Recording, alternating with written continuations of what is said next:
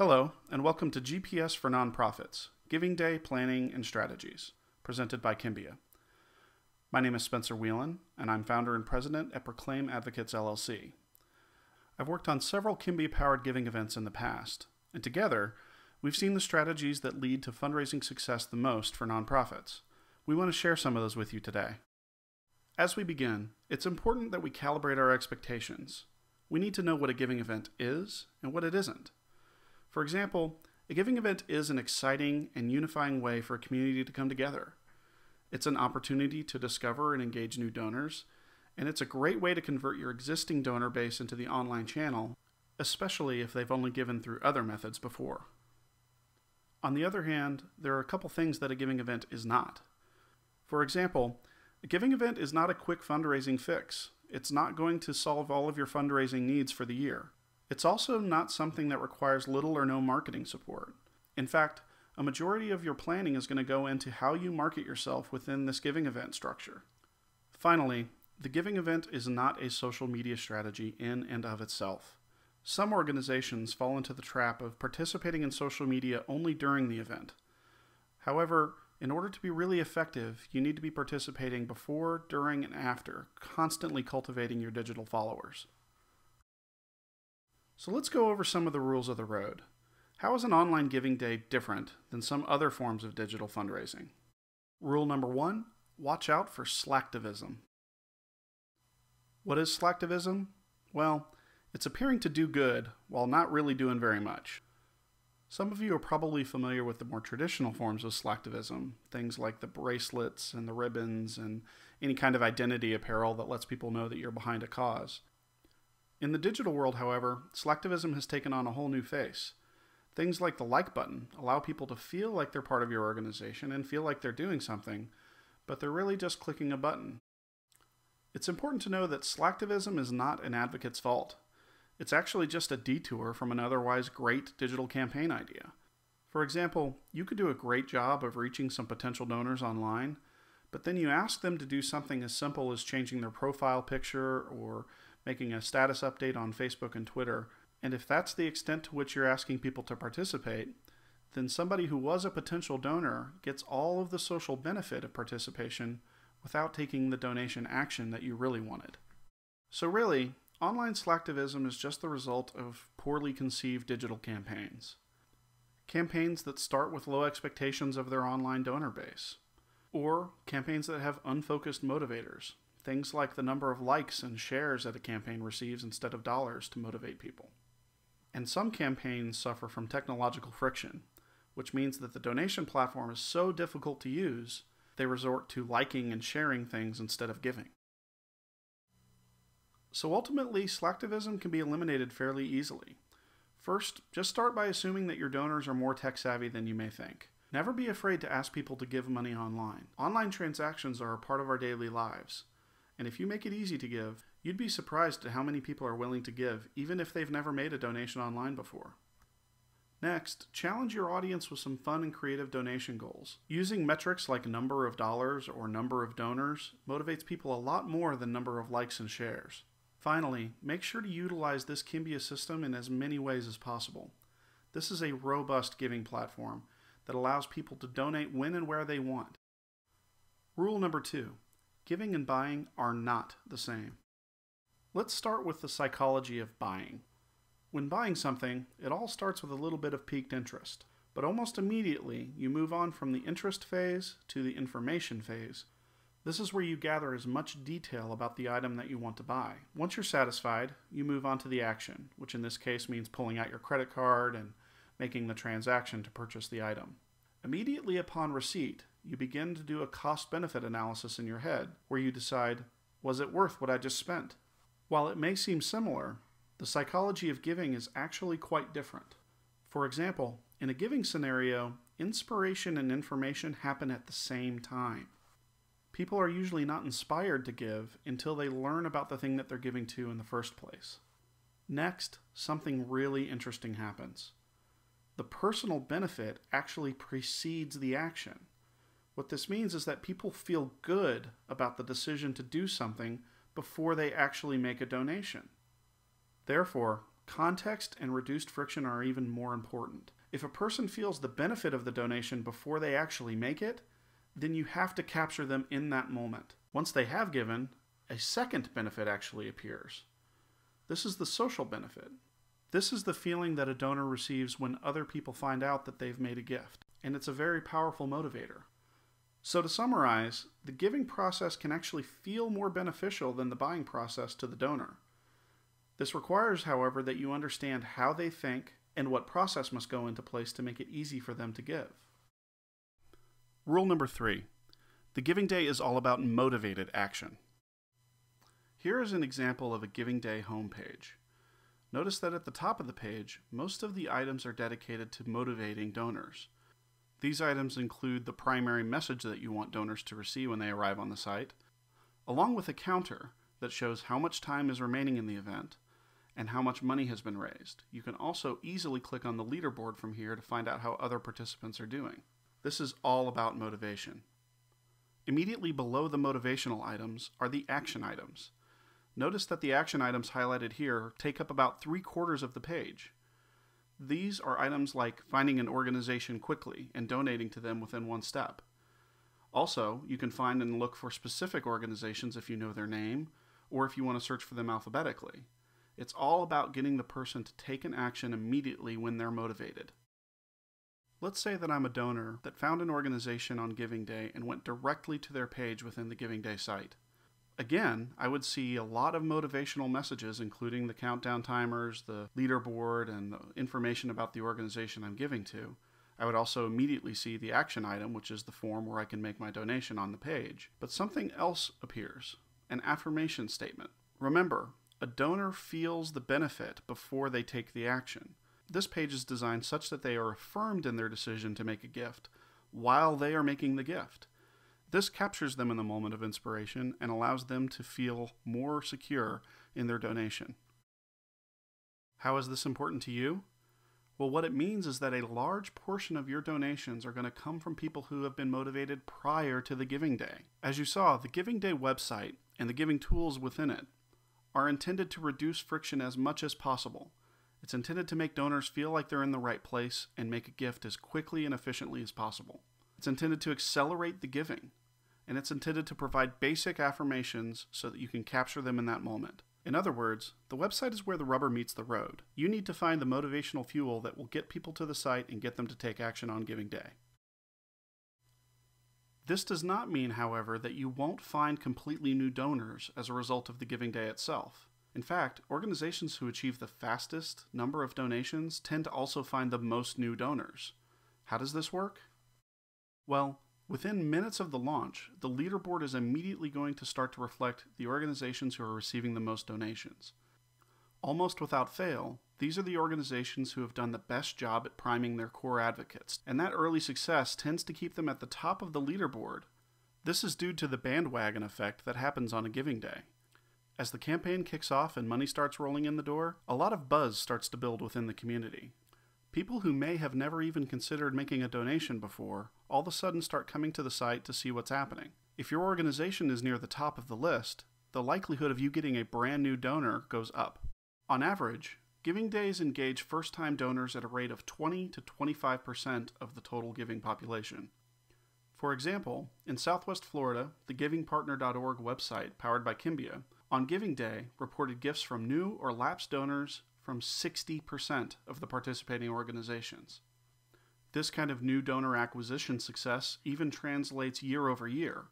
For example, in their 5th year of Giving Day challenges, the North Texas Giving Day saw 25% new donor adoption.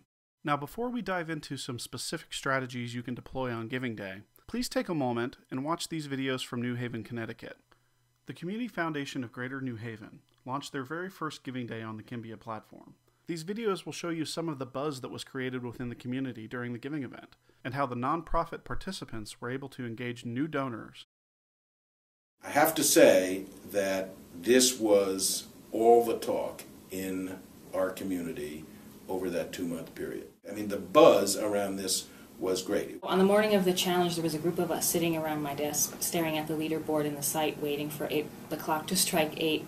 And once it did, we saw that leaderboard working, we saw the donations coming in, And that was our first victory, to see that the technology was actually working. The GiveGreater.org program, when it was introduced, I think really gave us all an excitement, something to get behind and get into. Daily we looked at the leaderboard, and in the morning and the afternoon, and even at night when we were at home, we were still texting one another. What was shocking to me was the numbers of people who, previously, are certainly involved with our organization and our supporters and friends, but who were very, captured by this contest. So a few of us came in early and we're sitting at our computers, and the second 8 a.m. happened, you start seeing the numbers. Whoever was going to get to 51st was going to get the early bird prize. And basically we just sat here and we watched the numbers change, and it was like watching a horse race, seriously, like watching a horse race. And it was actually probably one of the most exciting 15 minutes of Solar Youth, donation history for sure. Huge number of gifts right at the outset. Literally in the first hour. We get about usually between 2,000 and 2,500 gifts a year, and we've had almost 2,000 gifts this week. And there was a big surge of gifts at the end, too. We had over 5,200 gifts, which is about 2.5 years' worth for us. I was actually at home on New Year's Eve and following this because I wanted it to hit 5,000, so was watching the ticker go up on the site, and it did hit 5,000 mid-afternoon on New Year's Eve and ended up, as I said, at 5,200 or something. You received $5,000. Yes. How big of an impact does $5,000 have for your nonprofit? Well, $5,000 plus the money that we raised from our donors. So combined, it's almost $10,000 that we've raised to date. Congratulations. And this is money that will go directly into providing health care for people in Fairhaven. We heard that from over 80% of the nonprofits, they were able to secure new donors and identify new donors through the challenge. So that was really a great victory. In total, we got about 145 donations.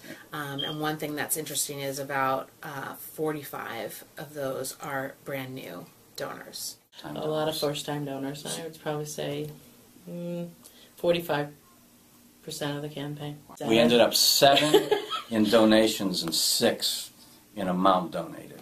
So we were happy about that. I think it was enormously helpful in terms of our visibility as an organization. We're in our 4th year, so I think even just in terms of name recognition, I think that was enormously helpful. We, multiplied several-fold our database in terms of contacts. It just truly is a wonderful source and a way to expand our donor base. For us, it's instrumental to have an online donation capacity. We don't have the ability right now on our site. So it was so important for us is when this Give Greater initiative started, we were just excited. We were excited because it gave us the opportunity to reach people in the community who could support Mary Wade. We posted it on Facebook.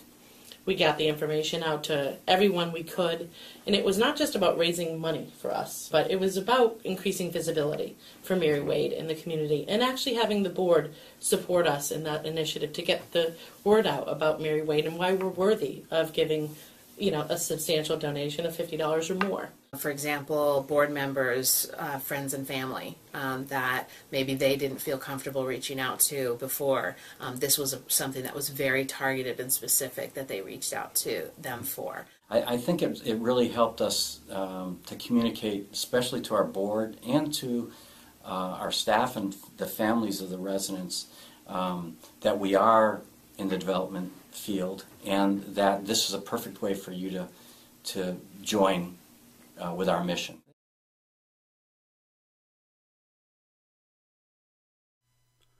So here we are, several months away from the big giving day, and it can seem confusing on just how to get from where we are now to where we want to be.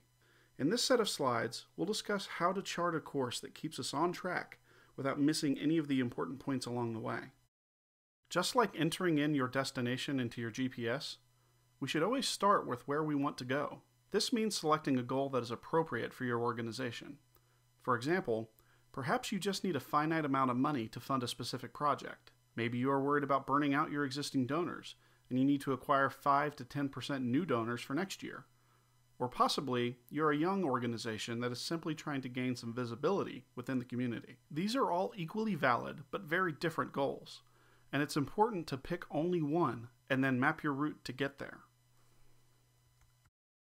With your goal selected, you can then start mapping out the important turning points along the way. We've identified 5 key points that, when navigated successfully, almost always result in a good giving event for your organization. First, we start with the overall campaign strategy. This is the most important point, as it is composed of several other parts, including target audience identification, message and creative development, and your communications plan and timeline. Next, we move on to social media engagement. Remember, it's very important to start cultivating your social media presence very early in your campaign plan. If you wait too long and engage only around Giving Day, you'll likely be talking to a very small audience. Then, we continue on to advocate recruitment. This is where you find your core donors and volunteers that will help you the most at the launch of the Giving Day. Paid digital media is next, and for some organizations it will be very important to promote themselves with paid media and creative elements to ensure they reach new audiences and have a good brand awareness before the event begins. Finally, we'll make a last turn down the final stretch, and we'll need to focus on mobilization strategies and tactics for the big day. First, let's talk about building a great campaign strategy. As we showed, this is the most important phase, as it's composed of 3 foundational elements. Audience identification is the process of profiling your likely donors.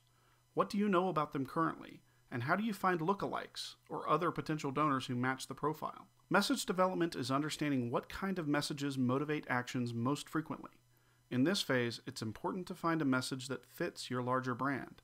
We'll discuss the difference between a brand and a message. Finally, we'll discuss communications planning, which is really the tactical plan for the road ahead. For example, have you built a communications calendar and publicly assigned your team with tasks so that everyone is accountable? We'll go into this further. Audience identification can seem like a daunting task, but chances are you already have a good idea of what your target donor looks like.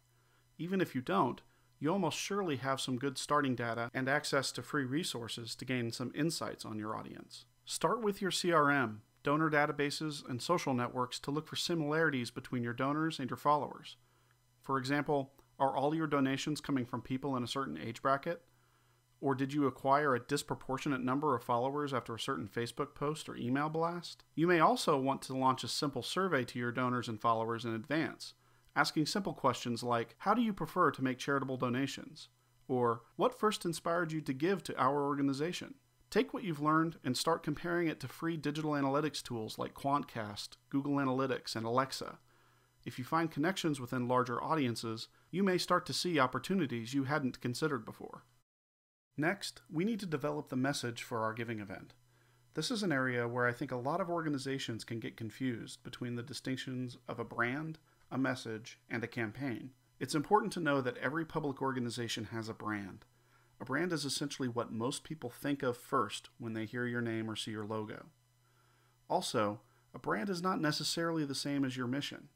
For example, Nike doesn't want you to think about them selling a lot of shoes. They want you to think about their brand, which is aligned with something more esoteric, like victory. Finally, your messages and campaigns need to fit underneath a brand identity in such a way that it motivates people to take an action. Using our driving metaphor, let's think of it in the same way as if you were choosing a car. First, you'll base some of your decision on the brand. So for example, a Ford and a Rolls-Royce each elicit very different impressions on the consumer. Each of these have a well-defined brand that sets the tone for everything else they do in their marketing. Next, there is the message. Crafting a message is kind of like choosing the type of vehicle that meets most of your needs and still resonates within a brand. If your brand is, say, Ferrari, then choosing an off-road truck doesn't quite seem to fit. It's better to find a message that is a subset of your brand. For instance, if your organization's brand is centered around an issue like anti-bullying, then a message vehicle highlighting something like after-school programs would be great. Finally, you have the campaign. Like buying a set of tires, this is really where the rubber meets the road. Again, you'll want to select something that is the right fit for your message vehicle and can handle the conditions you'll encounter on your journey. So, to continue the example, if your brand is about anti-bullying and your message is about after-school programs, then perhaps a campaign around getting the most donations between 3:30 and 4:30 p.m. after school would be the best fit. The last step in developing a solid campaign is locking down your communications plan. This is your tactical plan for keeping everyone on task, accountable, and on schedule. You really should develop a detailed communications calendar which charts out when certain messages are going to be delivered publicly. For example, email blasts, press releases, ad schedules, and even tweets and Facebook posts. Be sure to assign everyone roles within this calendar and make sure you have some kind of system to submit and approve content before it's published. Depending on your team's size and experience, this can be managed with advanced online project management tools, or you could simply rely on a good old-fashioned shared team calendar. Finally, we're ready to move on to our next point, which is social media engagement. From here on out, we'll be showing you some tactics, some tools, and some examples from previous giving days that illustrate how you can best prepare for a successful giving day. As discussed before, social media management is something you should be working on every day, before, during, and after the giving event. If you haven't assigned someone on your team to be the primary social media manager for your organization, be sure to do so as soon as possible. This person should know your organization's voice and will be responsible for daily monitoring, posting, and responding to your followers. Have them follow trending topics and even seemingly obscure internet memes. They should be able to find logical connections between them and incorporate your organization's message into this content stream. Also, it will be very important to grow the number of likes you receive on Facebook leading up to the campaign. But please be aware of the changing way in which Facebook handles your posts. Not everyone who likes you will see every post you make. You'll need to encourage more frequent interactions, and sometimes you may even need to pay to have your followers see important messages. There are a ton of tools out there to help you manage your social media presence. Of course, the simplest way to get started is to use the free tools provided by each social media service themselves. Most every social media platform will provide free tools for posting, moderation, and even data analysis. However, most organizations now need to juggle multiple accounts all at the same time, and logging into each system separately can make your social media manager's job much more difficult. You may want to consider using a third-party service like Hootsuite or Buffer to coordinate your communications across multiple platforms. For example, a basic Hootsuite account excels at its monitoring dashboard so you can see everything all at once and on multiple devices. A system like Buffer, on the other hand, focuses on the scheduling of your posts. Obviously, there's a crossover functionality between platforms, and most provide basic free access and even paid plans if you need deeper feature sets, so just find what works best for you. Here are some good examples of social media programs from the Giving Partner Challenge in Sarasota, Florida. Notice how the Beyond the Spectrum Education Center and Therapeutic Clinic turned their entire Facebook page into a temporary billboard for the giving event.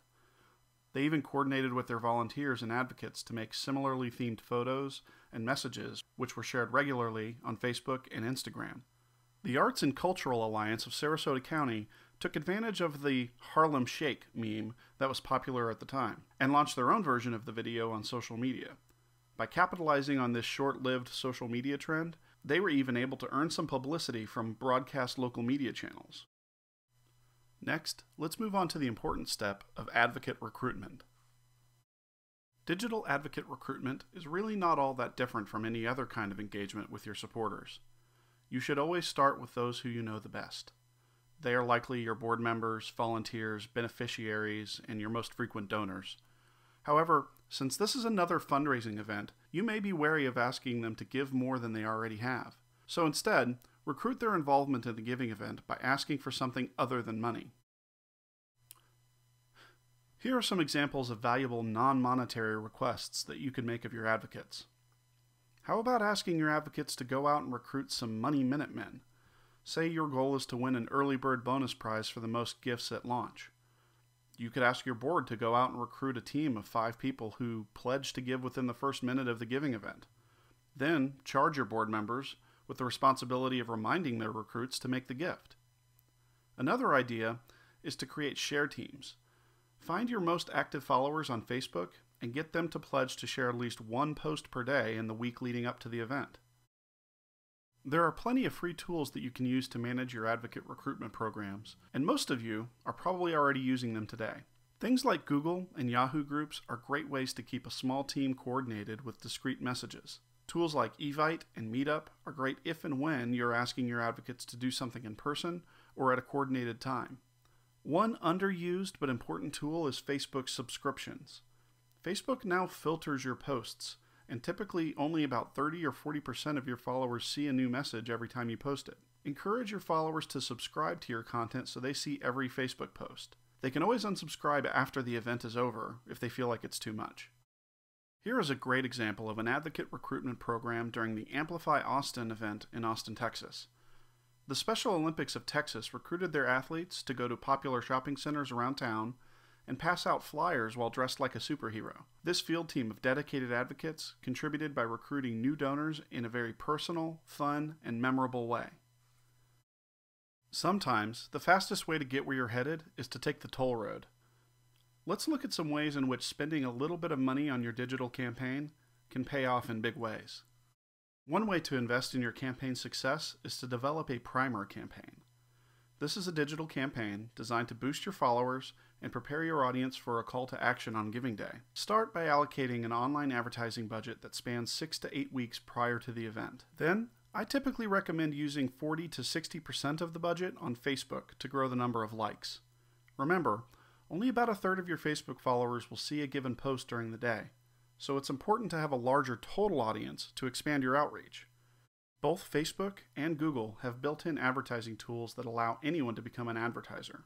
All you really need is a credit card and someone who can learn and manage the system.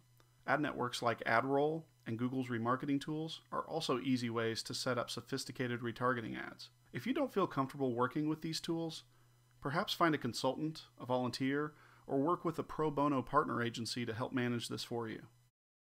Here's an example of a primer campaign that was set up for Susan G. Komen of Austin. This was the PracticeWhatYouPink.org campaign, and it featured a series of Facebook posts and videos which were all promoted to a larger audience within the Facebook advertising tools. In 1 month, the campaign had generated a 25% increase in the total number of followers on Facebook. In addition, we ran videos and retargeting ads throughout the Google display network. In just over 3 weeks, the campaign's video ads had accounted for over 90% of the all-time YouTube views for the organization. Finally, let's talk about the extremely important step of mobilizing people on the big day. The Giving Day is here, and it's time to cash in on all that time and effort you've invested so far. But one last plan needs to be implemented, your mobilization plan.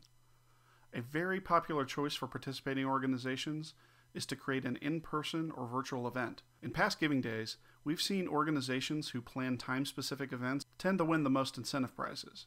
For example, you could plan a happy hour after work and set up giving stations around the venue. Be sure to orient your mobilization tactics around the goals and prizes you've already communicated with your advocates. Also, be sure to constantly be updating and celebrating on social media as new gifts and milestones are reached. Finally, you may want to consider holding back a portion of your advertising dollars so that you can promote important posts and tweets during the day. This will reach a much larger audience and increase your chances of bandwagon participation. Making sure you have the right tools for your mobilization teams is really important as well. First, if you're hosting an event, be sure to set up your venue with everything you'll need to handle donations through the platform. The Kimbia Giving Day site is automatically set up to work on multiple devices. Perhaps you should set up laptop stations and have your volunteers walk around with tablets so your attendees can give at the right time. Be sure that the internet and your wireless connections are all working and have a backup plan if something fails. Of course, if you're hosting a virtual event, continue to use social media tools for all your coordination.